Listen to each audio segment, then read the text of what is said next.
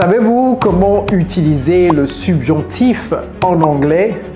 D'ailleurs, les Américains, est-ce qu'ils utilisent le subjonctif? Ça doit être une règle grammaticale qui est très éloignée de nous, n'est-ce pas? Eh bien, en réalité, les Américains ou les natifs anglophones utilisent le subjonctif tous les jours.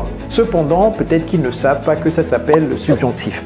Donc, si vous voulez devenir bilingue, vous voulez parler couramment l'anglais, il vous faut nécessairement comprendre le subjonctif et surtout quand l'utiliser. Eh bien, c'est la leçon d'aujourd'hui. Après avoir regardé cette leçon, vous saurez exactement les 4 catégories dans lesquelles on utilise le subjonctif. Alors, à vos carnets de notes, ready? Let's go!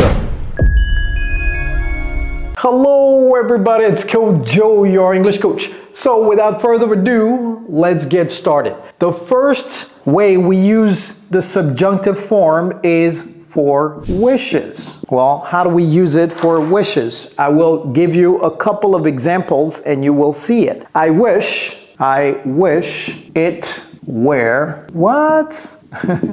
Warmer. I wish it were warmer. Si seulement il faisait un peu plus chaud. Je vais partager le tableau en 4. 1, 2, et je trace bien. 3. Beautiful.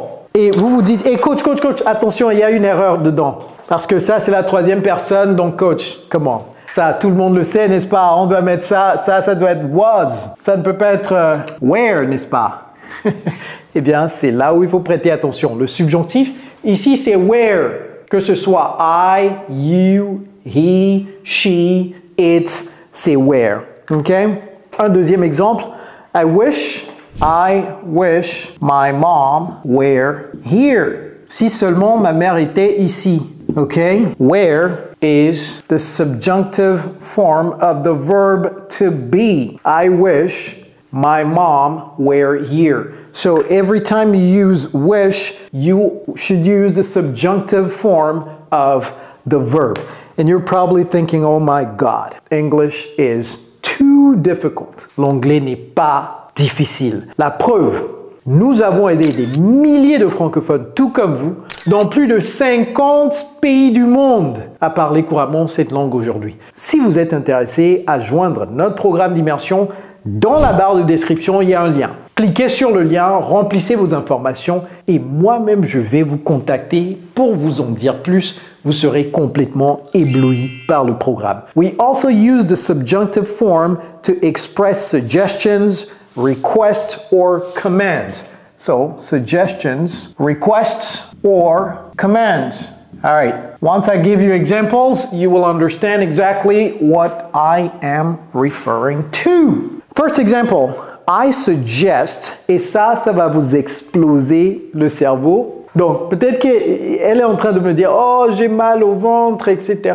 Et tu as mal au ventre là. En tout cas, moi, je dis, est-ce que tu vomis? Mais j'ai mal au ventre, etc., etc.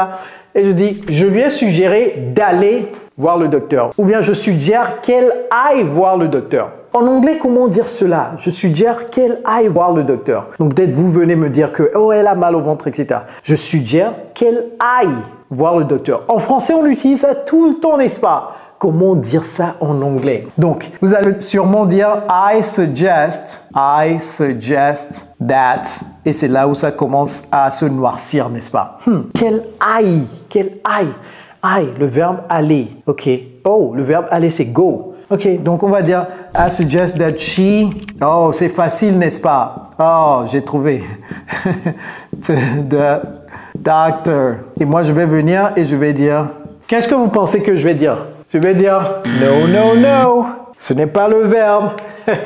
Vous allez dire quoi? C'est le verbe aller. She, 3e personne du singulier, n'est-ce pas? Coach, qu'est-ce qui se passe? Vous avez perdu la boule ou quoi? Le subjonctif, qu'elle aille. Le verbe, c'est à la forme simple. Ça veut dire quoi? J'espère que votre cerveau ne va pas exploser, n'est-ce pas? I suggest that she go.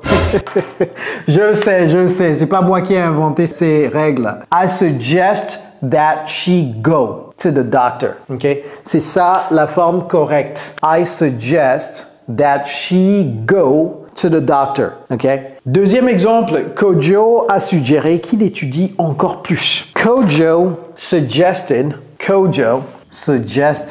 that. Ok, plutôt que he, ça prête à confusion parce que est-ce que c'est Kojo qui doit étudier ou pas? That you. Oh, mais lorsque je mets you, je vais mettre she, comme ça on sait que c'est pas Kojo. Lorsque je mets you, vous n'allez pas comprendre ce que je suis en train de vous dire. That she study. Ah, là vous voyez que normalement c'est studies, she studies, elle étudie. Mais dans la forme subjonctive, c'est that she study harder, encore plus, de façon plus acharnée. Kojo suggested that she study harder. So, here is the simple form of the verb. Rappelez-vous cela. C'est très important. Okay? All right. Another category of usage of the subjunctive is for counterfactual situations or hypothetical situations. Hypothetical, et ces mots-là, hypothetical or counterfactual situations. Okay? Hypothetical or counterfactual situations are situations that are not real. For example, si j'étais toi, j'allais dire oui à cette offre de travail. En anglais, if I were you, I would take the job. If I were you, I would take the job. C'est ça, les francophones disent the, n'est-ce pas? C'est the job. I would take the job. Okay? Here, you see the verb. J'ai pas dit if I was, n'est-ce pas? If I were. If I were you, I would take the job. If she were here, she would know what to do. Si elle était là, elle saurait quoi faire. If she were, encore une fois, ce n'est pas was. If she were here, she would know what to do. Est-ce que nos profs ont pris le temps de bien nous expliquer ces choses-là à l'école? C'est pourquoi on a développé un dégoût pour l'anglais. Parce que vraiment, tout était mélangé dans notre cerveau. D'ailleurs, dans le cerveau de nos profs, c'est sûr que c'était mélangé. All right, now you know how to use this. Si elle était là, elle aurait su quoi faire. Okay?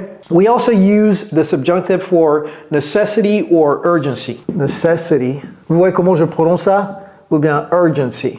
Urgency. For example, it is essential that he be informed immediately. C'est essentiel qu'il soit informé immédiatement. Comment dire soit? C'est le verbe être. It's essential, une nécessité, that he be informed immediately. Wow, this is not easy. Donc vous ne pouvez pas dire that he is informed immediately.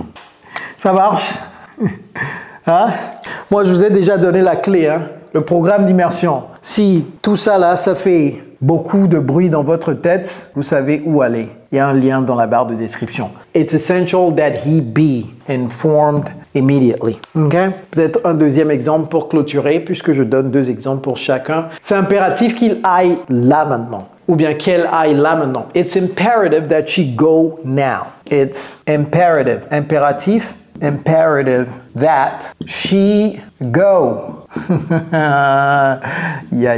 L'anglais des fois là, ça nous réserve quelques surprises, hein? Parce que si vous dites I go, you go, she go, c'est faux. Mais it's necessary that she go. It's crucial that she go. Necessary. D'abord, je vais souligner ça. It is necessary that she go. It is crucial that she go. It is, comment prononce-t-on ça? C'est pas vital, c'est vital that she go. It is critical that she go. Okay? All these words, start using them with the necessity or urgency in the subjunctive form. Prenez une capture écran, ça vaut de l'or. Ok, j'espère que ce cours vous a beaucoup aidé. Et si vous avez aimé ceci, c'est sûr que vous allez également aimer cette vidéo. Alors cliquez ici immédiatement, là maintenant. All right, everybody, it's Coach Joe, your English coach. Take care, guys.